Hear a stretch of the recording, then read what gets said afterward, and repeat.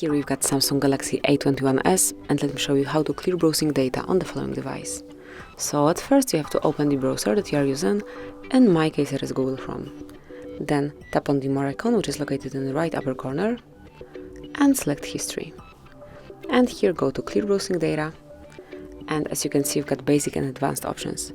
Under basic you will find browsing history, cookies and site data, and also cached images and files. And then under advanced you have a few more, and these are saved passwords, auto-fill from data, and also site settings. So just mark those data that you would like to remove, and then change the time range. So just click on time range, and you can pick either last hour, last 24 hours, 7 days, 4 weeks, or all time. I will choose all time, and finally click on clear data.